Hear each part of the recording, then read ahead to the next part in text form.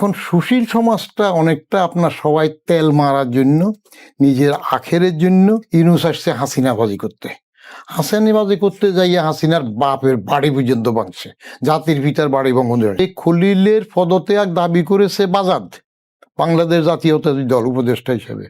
সেই খলিলকে দিয়ে লন্ডনে ললিপপ ধরার সময় তারেক রহমান সাহেবকে রিসিভ করিয়েছে। তাহলে এইবার পদত্যাগ তো দূরে থাক, এবার এটা আবার আপনজন হয়ে গেল। এত আপনজন হইল যে ইউনূসে তার স্বার্থ রক্ষার জন্য তার প্রতিনিধি হিসাবে আবার বাজাদের মতো এত বড় একটা দল, তার একটা ফরেন মিনিস্টার খুঁজে পায় নাই, একমাত্র উপযুক্ত হইল খলিল। তো সুতরাং আপনার এগুলোর জন্য প্রশ্ন করি, আপনি রাগ করবেন না। আমি রাগ করি না, বিভিন্ন আমার গন্ডারের চামড়া। বলেন। যারা দলের বা বিভিন্ন গুরুত্বপূর্ণ পর্যায়ে থাকেন তাদের আমরা স্যার না বললে বা আপনি সম্বোধন না করলে অনেক সময় তারা মাইন্ড করেন। আপনি যে আমাদের এখানে বসে তাকে খলিল খলিল বলে সম্বোধন করছেন, আপনার কি মনে হয় সে কোনো কারণে রাগটাগ করতে পারে বা মাইন্ড করতে পারে? কেমনে করবে? একসাথে আমরা ট্রেনিং নিলাম, একসাথে আমরা চাকরিতে ঢুকলাম। সে তো মন্ত্রী, তার কি এখন মনে থাকবে? মন্ত্রী হলো তো কি হলো? এই মন্ত্রী, আমি কি জীবনে তার কাছে যাব? আজ পর্যন্ত আমি কি কোনো মন্ত্রীর কাছে কোনো কাজে গিয়েছি? আমার পাশের রুমে আওয়ামী লীগের ও কাজ ছিল, যে বিরাট নেতা, একসাথে সার্কিট হাউসে। আমার তারা সব বলতেছে উনি আসছেন সড়ক মন্ত্রী, আপনার তো জানাশোনা কথাবার্তা আগে হইতো। আমি হ্যাঁ, কথাবার্তা আগে হয়েছে উনি মন্ত্রী হওয়ার আগে, এখন তো তার সাথে আমার দেখা করার দরকার নেই। অতএব সেগুলোতে কিচ্ছু যায় আসে না। ইউনূস সাহেব তো আমাদের মাথার উপরে রাখছিলাম আমি প্রথম, যে ইউনূস সাহেব আসার আগে তো আমি প্রথম বলছিলাম একই কথা বলি। 11 মাস এখন তাহলে কোথায় রেখেছেন? 11 মাস আগে আমি লিখছি যে ইউনূস সাহেব আসতেছেন। আসছে তো ঠিক 11 মাস পরে উনি এসে গেলেন। ইউনূস সাহেব আসার পর তো বললাম তাকে 5 বছর সময় দেন। উনি এত সুন্দর কথা বলে, এত আশাবাদী, আমাদেরকে আশাবাদ করে, বিদেশের লোক আমাদের দেশে লাইন দেবে গ্রিন কার্ডের জন্য, তো তাকে 5 বছর সময় দেন।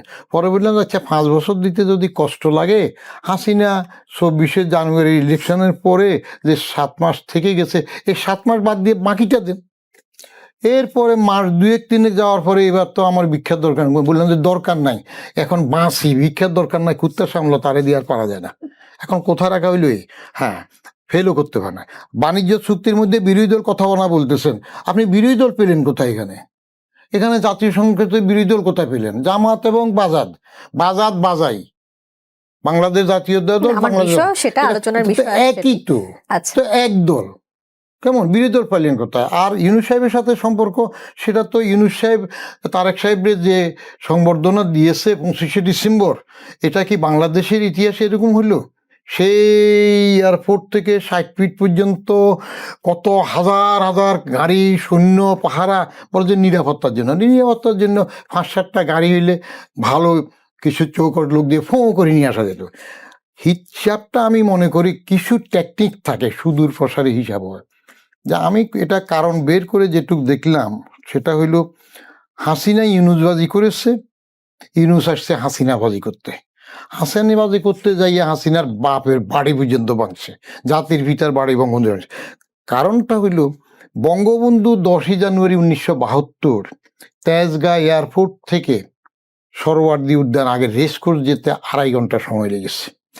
অতএব তারেক সাহেব এরকম 17 বছর পরে আরেকটা ইরানের খোমেনি হয়ে আসতেছেন, তাকে যদি এয়ারপোর্ট থেকে 60 ফিট আনতে 3 ঘন্টার বেশি না হয়, তাহলে এত বড় নেতা কিভাবে? 300 ফিট সম্ভবত। সো রিওয়ার্ড করা হয়েছে। তো ওই যে উনি ফিট চুলকায় দিয়েছেন ইউনূস সাহেব, লন্ডনে ললিপপ ধরাইয়া, এখানে সংবর্ধনা দিয়া, এখন তিনি আবার এই ফিট চুলকায় দিতেছে। ঠিক আছে, আপনি তো একা বেরোতে পারবেন না, ফতেঘাটে অসুবিধা, আপনার জন্য এরকম SSA প্রোটোকল, আগের নিয়ম টিয়ম বলে দিয়ে দেবো। চলছে এইভাবে আপোষে আপোষে, আমুরা মামুরা। আচ্ছা, এবার একটু আমি যে প্রশ্নটি করেছিলাম যে আপনার দৃষ্টিতে সুশীল আসলে কারা? আপনি সুশীল নিয়ে তো বেদায় ফেললেন আমার লেখাটা। আমি সুশীল বলি ভাঙ্গা রূপের কিনা। সুশীল, শিল হইল নাপিত। কেন বিপদে ফেললাম? শিল হইল তো নাপিত, তারা খেরি করে, চুল কাটে। তো আপনি যদি ভালো নাপিত বলতে চান, তাহলে আমরা সুশীল হইলে না ভালো না। এই সুশীল সমাজ নাপিতদের ভালো থাকে না, নাপিতরা তো ভালো চুল কাটে, ভালো শেভ করে দেয়। ভালো শেভ না, নাপিতের সবচেয়ে বড় গুণ আপনি জানেন নাকি? তারা রাগ না করলে, সেটা হইল রাজা চাইলো যে এমন এক পোশাক বানাইতে হবে যেটা কেউ পরে নাই, কোনো রাজা পরে নাই। সবাই এক একটা পোশাক আনি পরায়, রাজা বলে যে অমুক রাজা পরছে, হয় না। শেষ একজন এক সুশীল নাপিত আসলো, বললে হুজুর আমি এক পোশাক বানাই দেব, এটা শুধু জ্ঞানীরা দেখবে, আর কারো চোখে এই পোশাক দেখা যাবে না। তো ওই নাপিত মাপ টাপ নিল, আইসা হাত টাত বুলাই দিল, রাজা ডোল শরৎ করে দিল, রানী আসে দেখে বলে যে এই কি অবস্থা রাজা, বলে কেউ জ্ঞানী ছাড়া এই পোশাক দেখে না। সবাই জ্ঞানী হওয়ার জন্য মারা রাস্তায় বাইর হইল।